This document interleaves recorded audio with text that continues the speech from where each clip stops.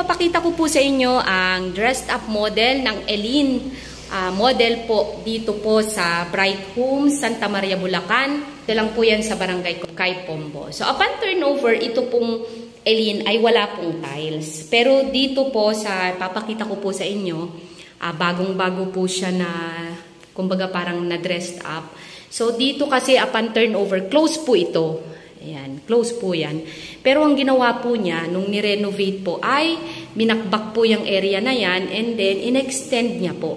Kasi yung upon turnover po niya, yung lababo ay nasa likod. Ayan. So paglabas po, yung turnover kasi nandito yung pinto and then may lababo po siya. Ayan.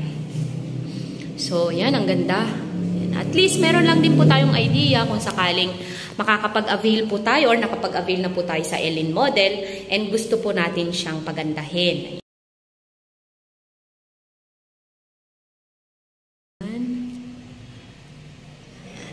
Tapos, tignan po natin.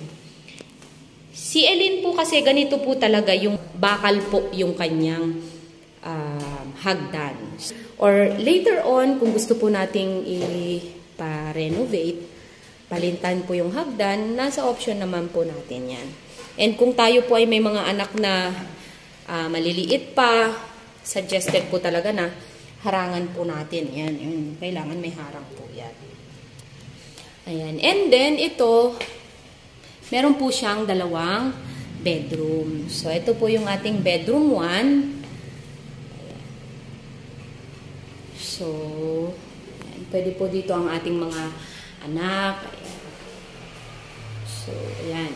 And then, sa kabila naman po, ayan, ito naman po yung ating second bedroom. Well, kahit medyo maliit talaga ang floor area ng Elin model, ang advantage naman po natin ay malaki po yung space or extra lot po natin dyan sa harapan. So, yung harap po na yan, pwede pa po natin yan i-expand. Pwede nyong pataasan or kung kayo po ay may sasakyan, kahit inner unit lang makuha natin, meron po tayong parking space dyan sa harap. So, ayan. Kung mapapansin po ninyo, yan, ongoing po ang construction ng ibang Elin model. Well, actually, marami na rin pong nakalipat sa Elin model. So, kung kayo po ay interested, dito po sa area na to, going po yan sa main gate or sa mga entrance gate, may mga few available reopen units po tayo dito. So, kung kayo po ay interested, pwede nyo po kong i-message through my contact number na makikita nyo po sa inyong screen para may send ko po sa inyo ang details. So, ano po ba yung magiging equity term, ganyan.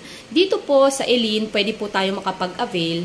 Ang reservation fee po natin dito ay 15,000.